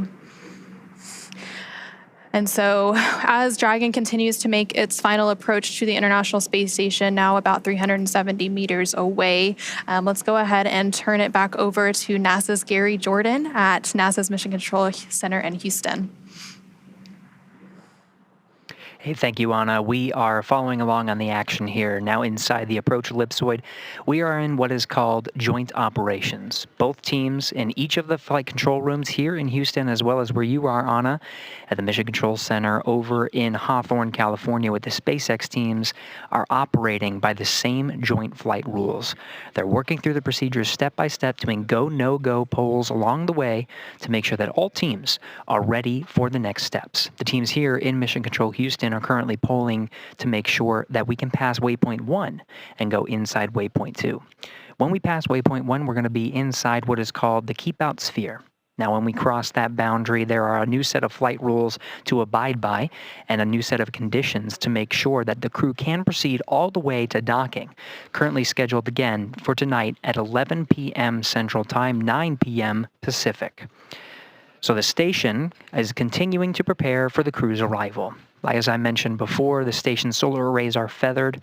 We did configure the station itself to be in the docking attitude, and teams here are working through the C2V2 system, the common communication for visiting vehicles, power cycling that and make sure that data is flowing between the 2 spacecraft, the International Space Station and Crew 10 Endurance, and that the Crew 10, when it's on the docking axis right in front of the International Space Station going in towards the forward port, has a perfect view of the docking ring, of the docking port, the International Docking Adapter. And as it closes its way in, has all the data Dragon it needs. is transmitting docking camera video. Please confirm video and data updating in the Dragon docking monitor.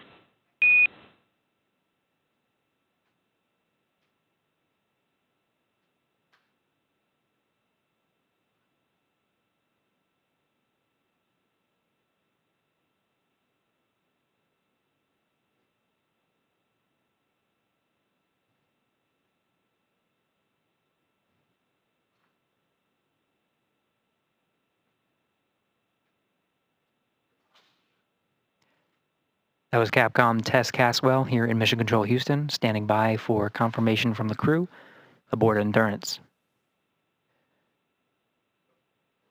This was the troubleshooting issue I was addressing with the common communications for visiting vehicles, power cycling that system to make sure that they could have that video once they get on the station's docking axis.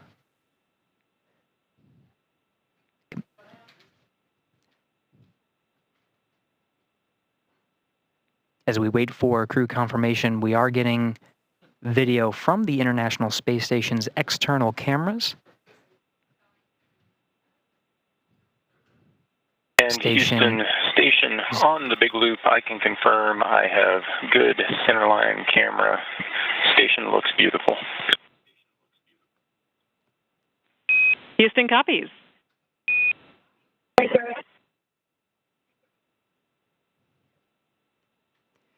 Now, it's critical that the teams communicate on this big loop to make sure all stakeholders are aware of the progress that's being made. That's cycling to enable Nick Hague, who's aboard the International Space Station. He's got a display in front of him monitoring the docking operations and receiving data from Dragon itself into the International Space Station. This is a safeguard. Dragon's rendezvous and docking to the International Space Station is a fully automated process. However, Hague does have an ability to execute commands if necessary, but really only there for monitoring. So that C2V2 power cycling allows him to have the view from Dragon itself as it moves up towards the docking axis, which you're seeing now on your screen from the external cameras aboard the International Space Station.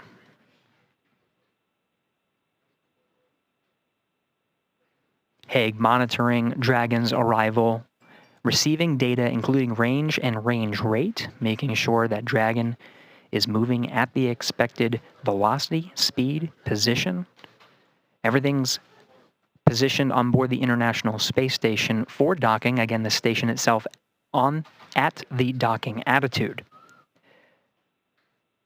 Now again, the station teams here in the International Space Station flight control room polling to make sure that Dragon itself can proceed past waypoint 1 towards waypoint 2. Waypoint 2 being just 20 meters in front of the International Space Station's docking port. This will be inside the keep-out sphere. It is Nick Hague monitoring the operations from the International Space Station. Now, once it makes its way in to dock with the space station, it'll be NASA astronaut Butch Wilmore that is tasked with the responsibility of opening up the hatches and preparing the station to welcome the crew aboard Endurance. This includes opening up several hatches, including the Node 2 hatch and the APAS hatch, both of which are closed for the docking operations and cannot be opened until the docking is complete. He'll start venting air to make sure that the air is circulating properly through the pressurized mating adapter, and there's no pockets of carbon dioxide, just a safety procedure. When he's going to inspect the hatch, he'll be wearing goggles and gloves for safety measures. We'll cover all of that post-docking, but that'll be Butch Wilmore's responsibility. We'll also be getting camera views from inside the station. These were set up by NASA astronaut Don Pettit. The crew waking up and making sure on an early day aboard the International Space Station, much earlier than their typical day. In fact, their crew wake period was just after midnight Greenwich Mean Time, which is the time that they operate aboard the International Space Station. They were up and making sure that everything was prepared for Crew 10's arrival today.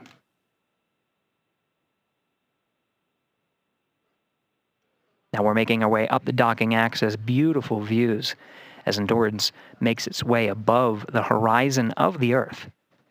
Again, it's making its way towards the docking axis. This is immediately in front of the International Space Station. The camera views from Dragon itself illuminating the solar arrays. You can see the original solar arrays of the International Space Station, as well as the IROSAs, the rollout solar arrays that are augmenting some of the station's power. This as part of a process to continue the science done aboard the International Space Station, which is, of course, the mission of the astronauts and cosmonaut aboard Crew 10. Crew 10 really just a transport mission to get to the International Space Station. Once there, they join Expedition 72 for at least a time. Don Pettit, NASA astronaut Don Pettit, will be returning aboard a Soyuz. Once that Soyuz undocks, crew on board the International Space Station officially begins Expedition 73, continuing the great science and technology demonstrations that are necessary in low Earth orbit to prepare for future human missions to deep space, including the Moon and to Mars.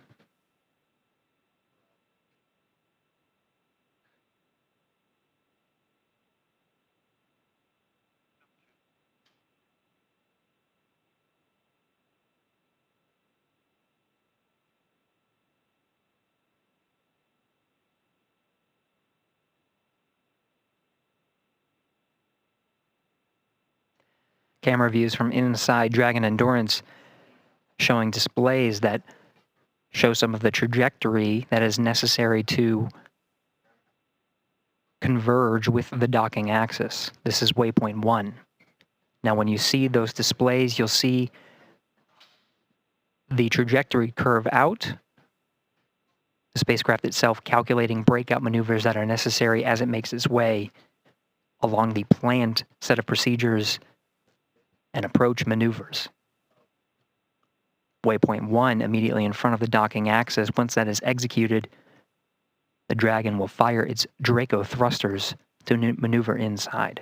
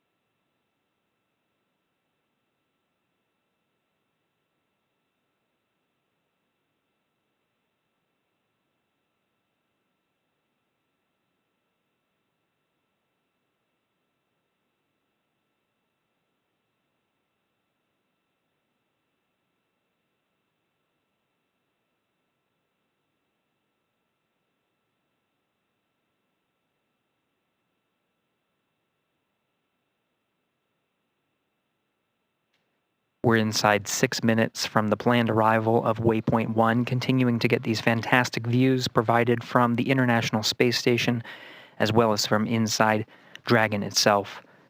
Commander Anne McLean, as well as pilot Nicole Ayers, you see positioned as the camera in between them, shows them in their launch and entry suits. We did hear before that they are allowed to bring up their visors through these set of procedures. Those suits are donned prior to joint operations, and they'll close their visors as part of the next dynamic phase, which will be the docking, just as an added safety measure.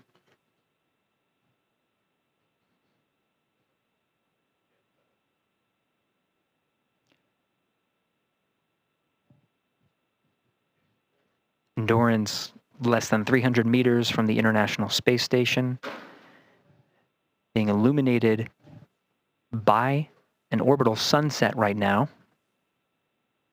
The views you see of Earth and of Dragon will start to get a little darker as we enter into an orbital sunset and orbital nighttime.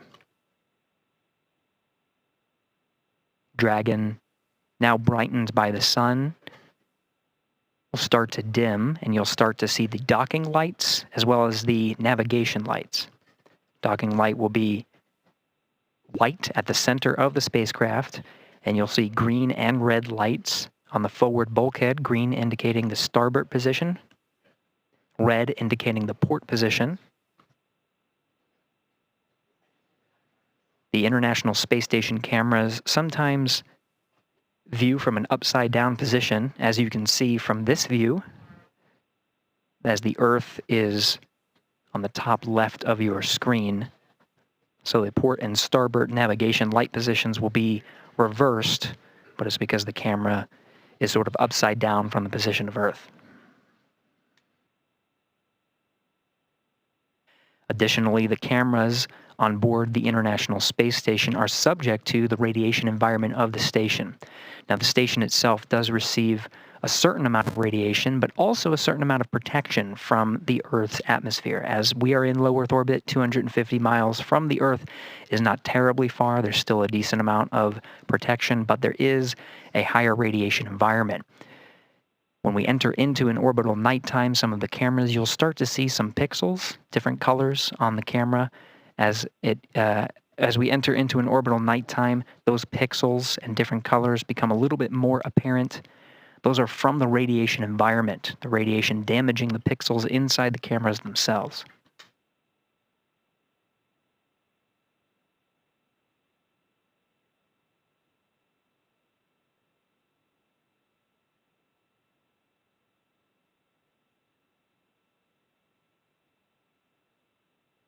inside 3 minutes from waypoint 1 arrival.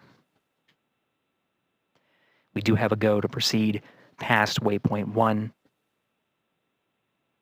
So Dragon, what you'll see is not a pause at waypoint 1, but it should proceed towards the keep out sphere.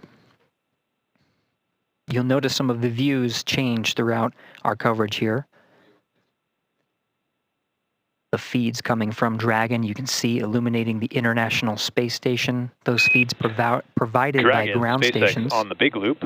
Approach 1 and soft capture ring extension will begin shortly. Dragon will continue its approach to waypoint 2.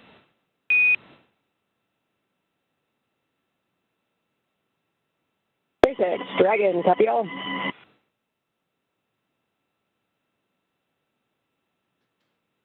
And that relayed from the SpaceX core in Hawthorne, California, confirmed by the crew aboard Endurance. We are proceeding inside the keep out sphere.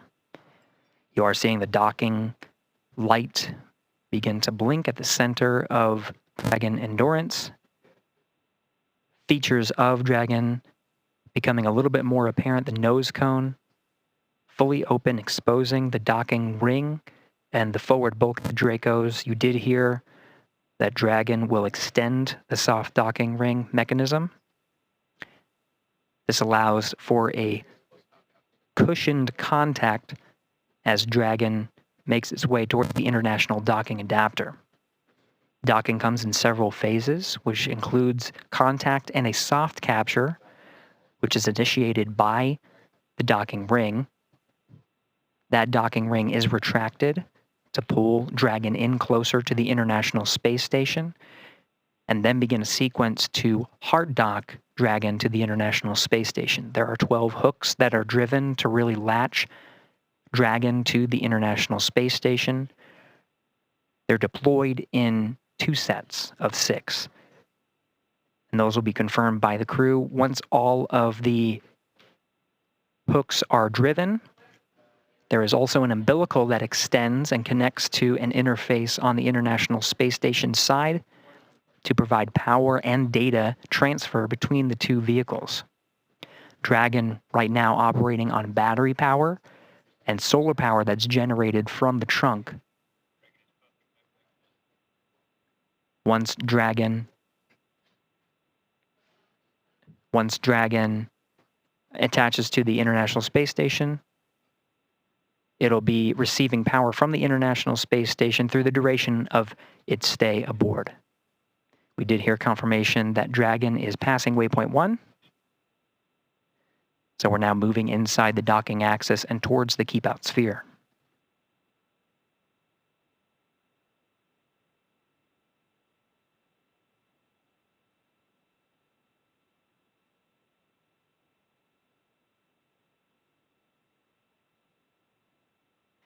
Now passing waypoint 1, Dragon Endurance heading towards the International Space Station. We're following along from here inside Mission Control Houston, working jointly with the teams in Hawthorne, California, to take us through the next series of steps, including crossing the keep out sphere and heading towards waypoint 2. Let's send it back over to Anna and Chris in Hawthorne. And thanks, Gary. Yeah, so we have passed waypoint 1, so waypoint 2 is what is up next, and that will put Dragon only about 20 meters. Station Houston on the big loop. Monitor approach per step 3 of 1.102, Dragon approach and retreat monitoring. Let us know when your review is complete and you are ready for docking.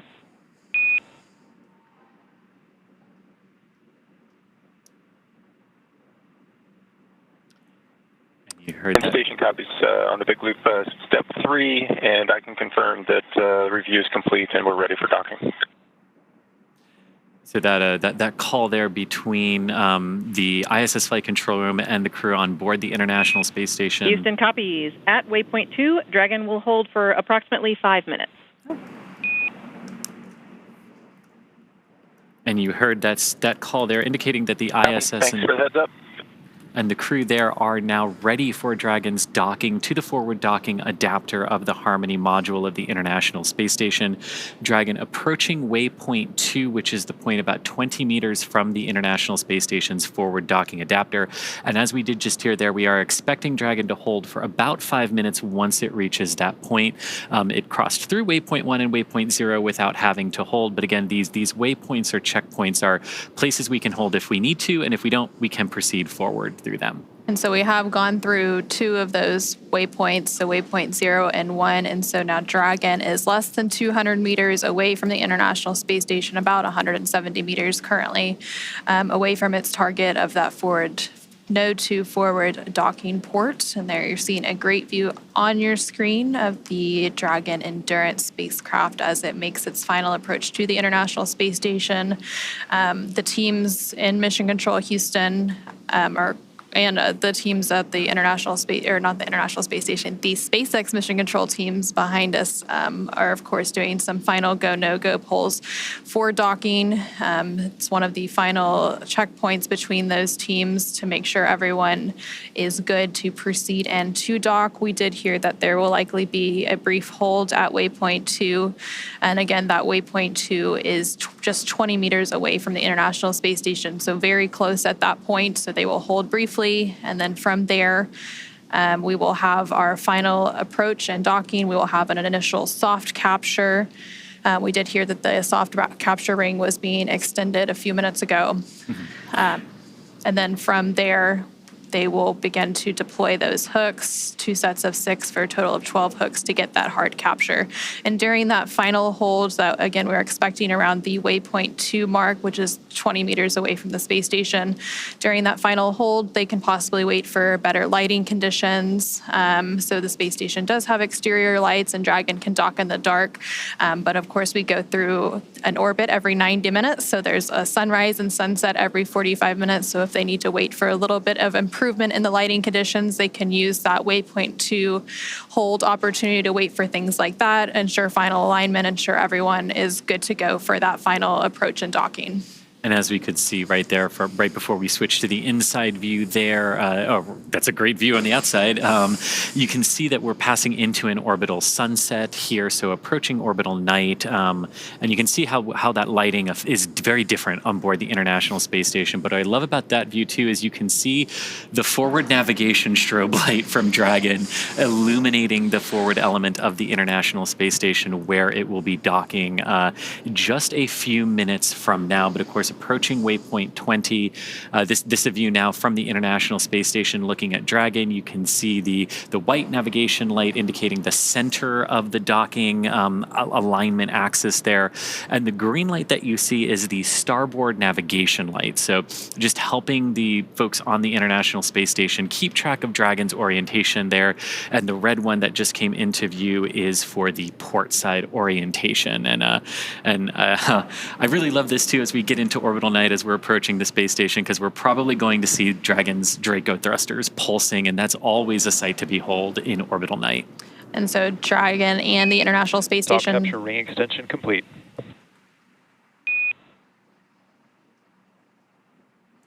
And we just heard confirmation that that soft capture ring extension has been fully completed. So that extension of the soft capture ring, it's fully out and ready for that soft capture, that initial contact with the International Space Station.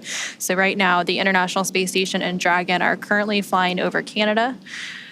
And they're continuing to make its final approach to the International Space Station, currently just over 100 meters away as it makes its way to that waypoint 2, which is 20 meters away. So a little over 80 meters to go to the international, or to that waypoint 2. And then that final initial capture, and then we'll have the hooks deploy and have that hard capture milestone. Now, as you're looking there at the SpaceX Mission Control here in Hawthorne, California, where we are, Dragon up on orbit as it is approaching waypoint 2 on that docking axis for the forward docking adapter. It's approaching the space station very, very slowly, about a few tenths of a meter per second. And it's also trying to keep in proper alignment with that docking port. But again, waypoint 2 is where we're going to stop based on the calls, and we can do some final alignments there and final checkouts. But so far, so good for Dragon. About 28 hours after liftoff now, after lifting off from the Kennedy Space Center yesterday afternoon at 7:03 p.m., completing the docking in just a few minutes from now. And so Dragon is now less than 100 meters away from the International Space Station as it continues to make that final approach. And so right now we're seeing those live views of the SpaceX mission control team here in Hawthorne, California. And typically we'll go back to these views when we do have those brief loss of signal between the International Space Station and Dragon and the ground. And we'll regain those views shortly. It's just a handover between satellites. So that tracking and data relay satellite system that the International Space Station relies on, they have a brief handover period between satellites, which causes a loss of those views periodically throughout our coverage. Kind of like going from cell phone tower to cell phone tower. And so Dragon is less than 80 meters away, so continuing to approach waypoint 2, about 60 meters to go until it reaches waypoint 2. Again, we are expecting Dragon to hold at waypoint 2 for just a few minutes to ensure final alignment, to ensure lighting conditions are good before we have that final docking. We are expecting that docking to take place around 9 a.m. Pacific, a little bit later than that. And right before that final docking takes place, we will hear that call for CHOP that we mentioned previously, which is the crew hands-off point. So right after you hear that call is typically when that soft capture takes place. And that CHOP call that we've been talking about, and basically what that means is the crew can no longer manually abort Dragon away from the International Space Station if there should be a reason to do so. It would all be based on Dragon's automation at that point. Everything going very well for Dragon as it continues to approach the space station. The crew monitoring the automated approach for the vehicle, as well as any escape options they might have to do. But again, not expecting to have to use those. Station Houston, on the big loop, the no exercise constraint for docking begins now. Station copies. And so you did just hear a call up from the Capcom or capsule communicator at Mission Control in Houston to the crew on the International Space Station, mentioning that the exercise constraint has started. So typically we have visiting vehicles such as Dragon arriving and departing the International Space Station. There are constraints on crew exercise, and that's basically to prevent additional loads from being imparted on the station during these dynamic operations. And I love this sort of night vision-esque view here from Dragon looking at the International Space Station. So this is a view from the Dragon Endurance carrying the Crew 10 crew. The forward docking port there is in the center of your screen, sort of being illuminated every few seconds by that light from Dragon. And what I love about this is you can see the Crew 9 Dragon directly above that docking port. And of course, Crew 9 going to be coming home after a brief handover period with the Crew 10 crew. And then inside of Dragon Endurance here, you have Commander Ann McLean on the left-hand side of your screen, pilot Nicole Ayers on the right. Next to Nicole is Roscosmos cosmonaut Kirill Peskov, and on Ann's left is JAXA, or Japanese Aerospace Exploration Agency astronaut Takuya Onishi. Ann and Takuya are returning to the International Space Station for their second long-duration missions, and Nicole and Kirill are on their first missions to space. So it's getting pretty real for the 4 crew members that make up Crew 10. Right now, they are just under 25 meters away from the International Space Station, so just outside of that waypoint 2, which is that point at which Dragon will hold for a few minutes. On the big loop, you see we're approaching waypoint 2. Crew visors are closed. Copy. Crew 10 visors are closed. We did just hear that confirmation that the crew is approaching waypoint 2, so they see that on those screens in front of them. They see the distance, and they're able to monitor that approach as well. And this is great because you can see Dragon's Draco thrusters firing here. You've got the red and the green navigation lights as well as the white one, but all those little flashes and pulses that you're seeing around the vehicle are the thrusters, keeping that alignment as we continue to approach waypoint 2, 20 meters from the ISS, where again, we are expecting to hold for a few minutes up. And you can see we're really getting close considering now we're really illuminating that forward docking port with Dragon. And so Dragon is actually at that waypoint 2 mark now, just around 20 meters away. So we will have that hold briefly. And recently, the team in Mission Control Houston did conduct their final go, no-go pull as well for docking. SpaceX on the big loop. Dragon is holding at waypoint 2 for Dragon eye assessment. You hear that confirmation. SpaceX Dragon's happy. And you hear that confirmation that Dragon is holding. Now you're on the left-hand side of your screen as you're looking from the ISS's camera out at Dragon. Even though we've said Dragon is holding, you're still going to see some of those thruster pulses because holding in space is not like just stopping your car that holds the same position. And Dragon SpaceX on the big loop. Ground is bold go and will be enabling approach shortly. Confirm crew readiness for final approach.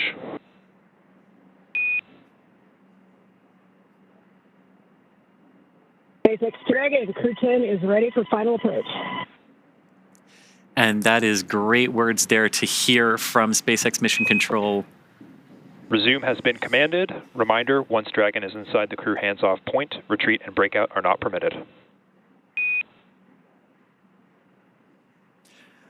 Copy. And Anna, here we go.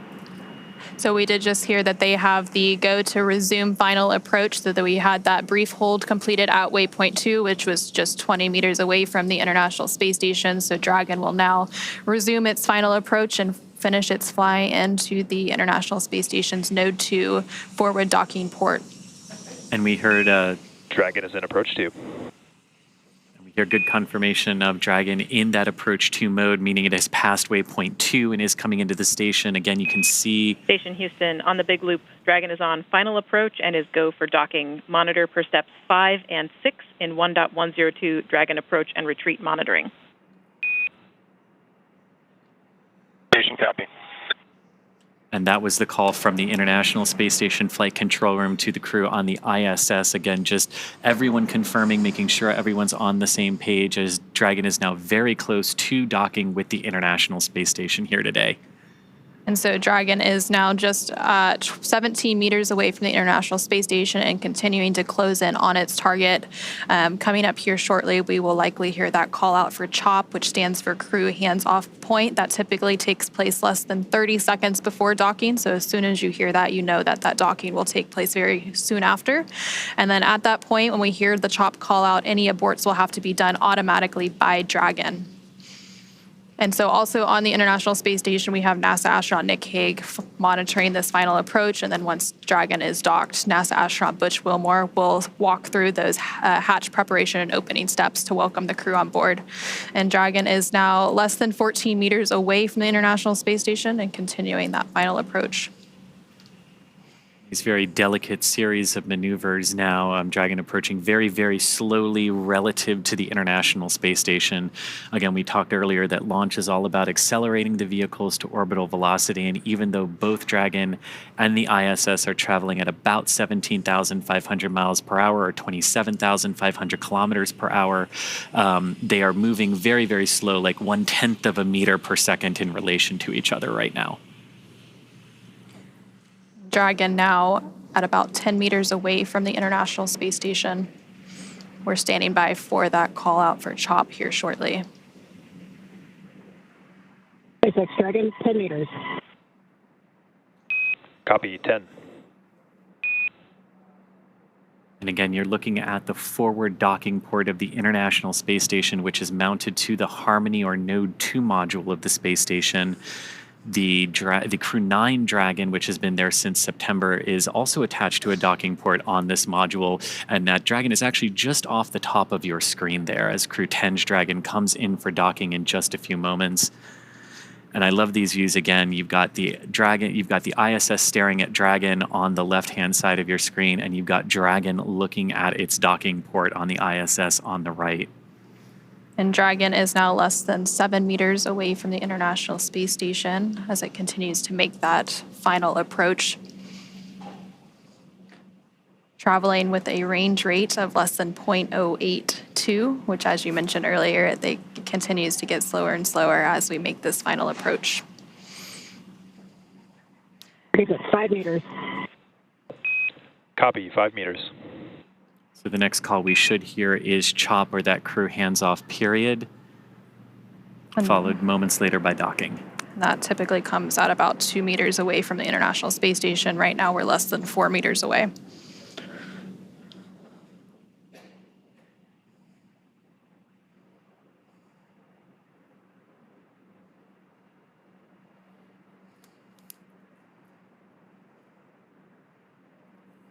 Less than 3 meters away. Pretty good. 2 meters. Clear hands-off. Copy, hands off. There is the CHOP call.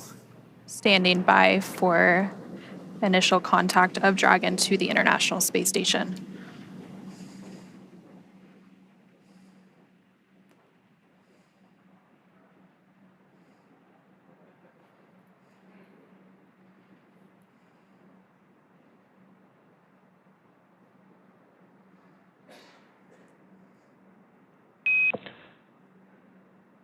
Dragon contact and soft capture complete.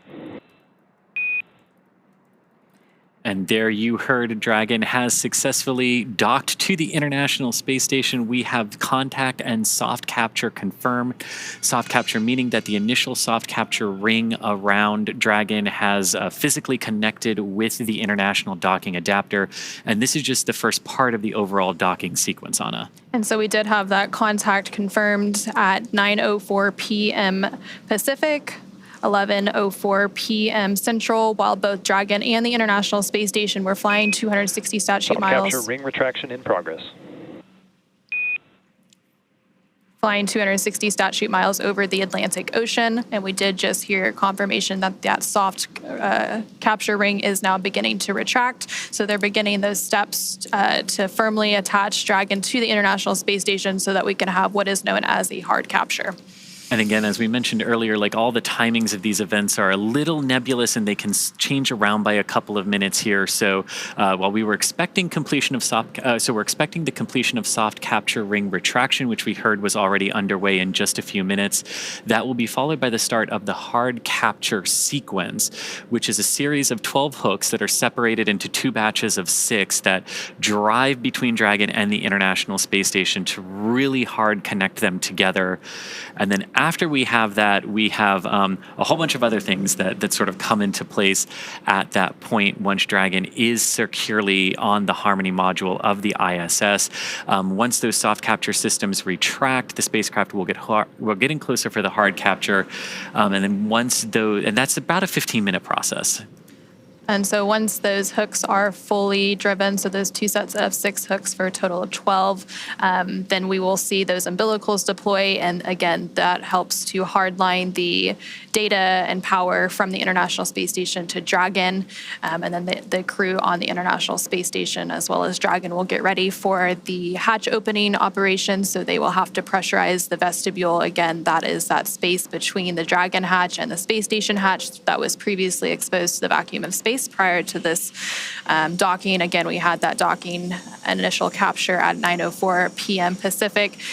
So they will work to pressurize that space, perform a series of leak checks, and then once everything is good and they get the go-ahead, they will open those hatches. Again, there's the hatch on Dragon that has to be open, as well as the station hatch, to then bring the crew tent onto the International Space Station. And there you're actually getting a live view from the International Space Station looking at the station hatch that will have to be opened before you can get to the Dragon hatch and bring the crew on board. And they will be welcomed by the Expedition 72 crew. And they will have a brief welcoming ceremony, and then they will go into a safety briefing and get up to speed and adjust to life on station. Again, completing that handover period with the Crew 9 crew before Crew 9 returns home. And then they get to work. because as exciting as the last 28 hours have been from launch until docking, this is just the beginning of a multi-month mission for Crew 10. They're joining the Expedition 72 crew, which has been ongoing for the last few months aboard the International Space Station. And about a month from now, when a Soyuz crew rotation from Russia completes, that will actually mark the start of Expedition 73, which our Crew 10 crew will be joining. And of course, there are about 200 science experiments that the crew will be performing over the course of their multi-month mission up there. And I can't wait to see it and everything that they're going to be able to do up there. So they will be contributing to about 200 different experiments and technology demonstrations from human research. They're doing some flammability studies. Ring retraction complete. Docking sequence is holding for MCS reconfiguration. And we did just hear confirmation that the soft capture ring has been fully retracted. So again, that soft capture that happened with the initial contact about 4 minutes ago at 9:04 p.m. Pacific, 11:04 p.m. Central, as the International Space Station and Dragon were flying over the Atlantic Ocean. They are going to hold that docking's hard capture sequence a little bit to make some final configurations. We do expect that full hard capture process to take about 15 minutes, so we have about 10 or so more minutes to go there. The next step in that process will be to begin to deploy those hooks. Again, there are 12 total hooks that have to fully engage and really bring Dragon in for a nice hard seal to the International Space Station's forward docking port. And sort of like a lot of things with spaceflight, docking is not just a singular instantaneous event when the two vehicles actually meet and connect with one another. There's the soft capture, which we're through with Dragon right now. There's also, like the vehicles are moving in relation to one another at docking, so they've also got to make sure that any motion between them is dampened out and that they are really ready for that hard capture connection. And there you're seeing a live view on your screen on the right-hand side. That's a view from the International Space Station of the Dragon spacecraft Endurance, now docked to the International Space Station's Node 2 forward docking port. And again, that docking took place at 9:04 p.m. following an approximately 28-hour journey. Station Houston, on the big loop, MCS configured, proceeding with hook driving. Station copies. And there we hear good confirmation that what we were waiting for there and holding the docking sequence has been, we've gotten through that, and now we are going to begin that hard capture sequence, and that's what you were talking about, Anna, driving the series of 12 hooks, 6 at a time, to form that hard capture. And again, we expect that process to take about 15 minutes, but it really is great to see the Dragon Endurance back on the space station. Its 4th trip to space. This particular capsule has launched the Crew 3, Crew 5, and Crew 7 missions, and of course returned those astronauts safely to Earth. And now it's doing it again for the 4th time for the Crew 10. And it's the 10th total rotational mission for SpaceX flying crew to the International Space Station. Again, we did hear confirmation that the first set of 6 hooks for a total of 12 is now driving. So those will make a hard capture, and then they will drive the second set of 6 hooks. And then from there, we will have confirmation of that hard capture, and then they will deploy some umbilicals and then begin that pressurization and leak check series before we have hatch opening and welcoming Crew 10 on board the International Space Station. Of course, it's been a pretty long journey for Crew 10. They've been traveling for over 28 hours now, following a liftoff yesterday of 7:03 p.m. Eastern, 4:03 p.m. Pacific from NASA's Kennedy Space Center in Florida, Launch Complex 39A.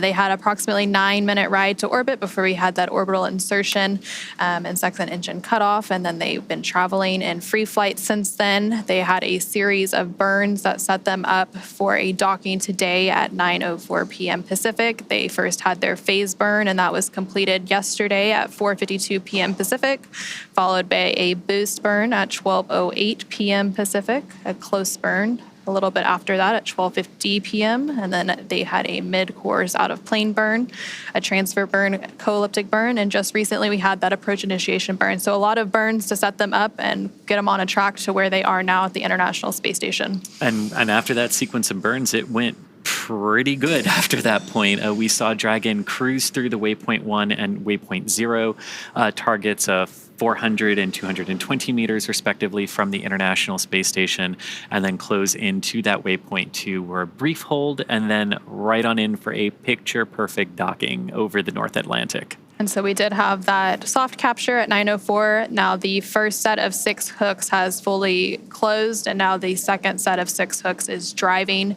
Once that second and final set of hooks finishes closing and driving, we will have that hard capture complete. And then from there, they will, of course, begin the pressurization process of the vestibule. And of course, part of Crew 10's arrival at the space station means that it's time for another crew who's been up there for a few months to come on home. So a few days after Crew 10, now that Crew 10 has docked, in a few days we will have the planned undocking and return of Crew 9, which includes NASA astronauts Nick Hague, Butch Wilmore, and Sunita Williams, as well as Roscosmos cosmonaut Alexander Gorbanov. 2 of them have been up there since September. Nick and Alexander launched on Crew 9 in September on the Crew 9 mission from Slick 40 at the Cape Canaveral Space Force Station. And of course, Butch and Sunny were already on the space station and joined Crew 9 and will now be coming home on Dragon.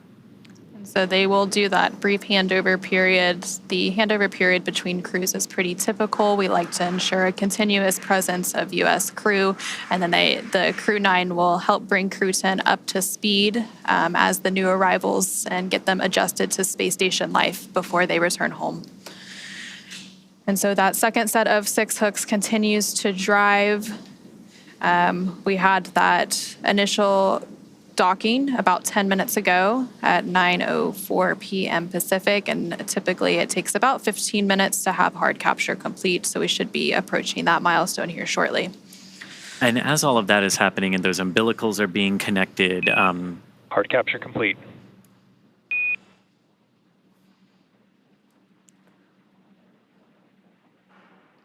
And there we heard confirmation that we do have hard capture. So all 12 hooks have finished driving.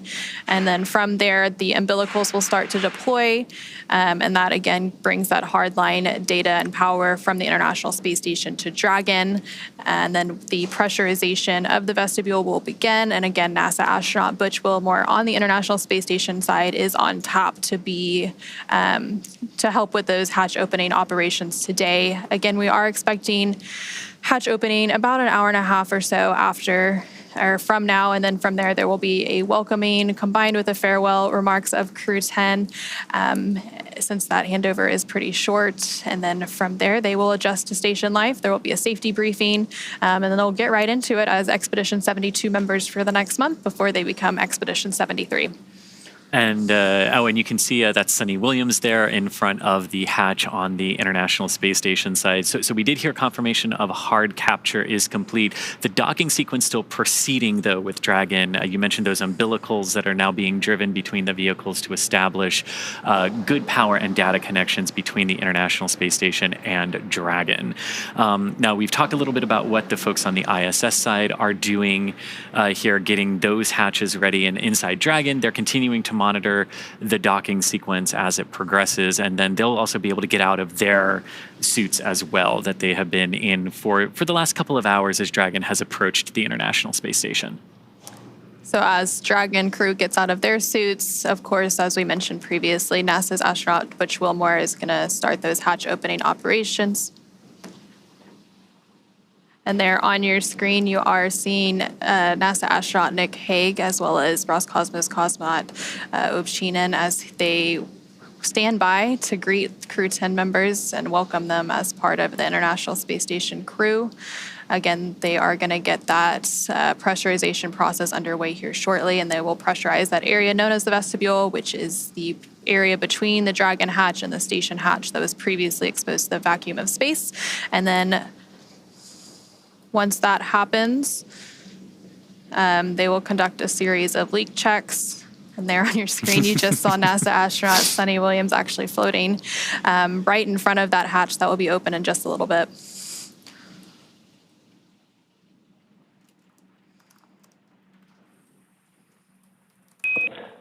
Dragon, SpaceX on the big loop. Docking sequence complete. Ground will be enabling hardline power and comm connections shortly. You are go to doff suits per procedure 4.012. Crew 10, welcome aboard the International Space Station.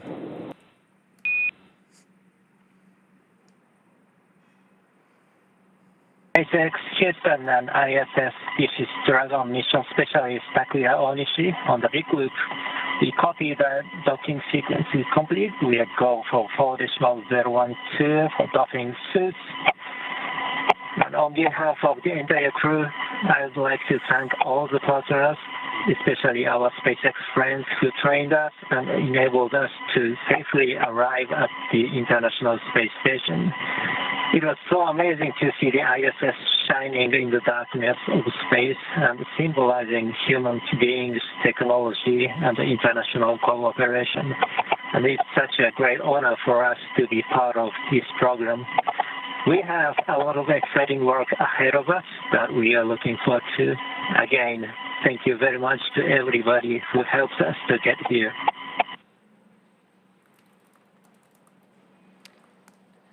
And there you just heard some really nice words between Crew 10 as they have now arrived at the International Space Station. We do have that confirmation of hard capture complete. Again, those words were coming from JAXA, or Japan Aerospace Exploration Agency astronaut Takuya Onishi, who is serving as one of the mission specialists for Crew 10. And so now with Dragon successfully and safely docked. And Houston copies all. Welcome to the International Space Station, Crew 10. We look forward to your work and the spirit of cooperation with which you've arrived.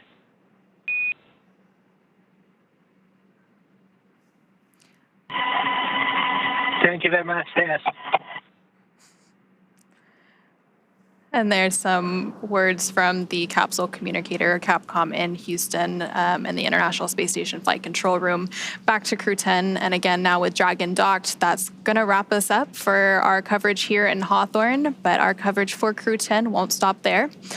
That's correct. It's great to see the Dragon Endurance docked back at the station and see Crew 10 ready to begin their multi-month mission in there.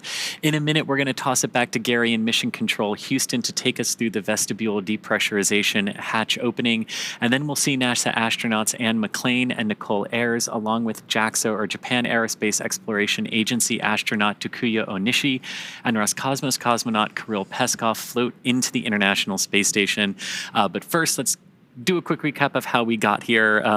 The crew suited up yesterday before their launch and then had their ride to the pads in those sleek-looking Teslas before ingressing an even sleeker-looking Dragon. They lifted off right on time from the Kennedy Space Center at Pad 39A at 7:03 p.m. Eastern Time on Friday, March 14th. Stage 1 successfully returned to a landing at Landing Zone 1 for recovery and reuse a few minutes later. Dragon separated from the second stage of Falcon 9, and once it was safely in orbit, deployed its nose cone to reveal that docking adapter and all the navigation aids needed to get to the International Space Station. Dragon also completed 5 major burns on its journey to the International Space Station, coming in for a docking at 9:04 p.m. Pacific Time, 11:04 p.m. Central Time today, March 15th, 2025. And it was Dragon's 10th crew rotation mission for NASA and the Commercial Crew Program. That's right. And now that Crew 10 has arrived to the International Space Station, we are looking ahead to the return of Crew 9. And we will be taking you along as they return home after their long duration stay on board the International Space Station. Teams will be assessing return dates, which will then be announced on nasa.gov. So be sure to tune in as NASA and SpaceX will then bring you live coverage every step of their return home. And you can also follow SpaceX and NASA on social media for real-time updates. But thank you again for watching our coverage of docking, and go NASA, go SpaceX, and go to Crew 10 and Crew 9. For those of you watching on X, please head over to NASA Plus to follow the coverage of hatch opening and welcoming live. So thanks everyone for joining us here in Hawthorne. Thank you specifically to Anna for joining us from Johnson Space Center. And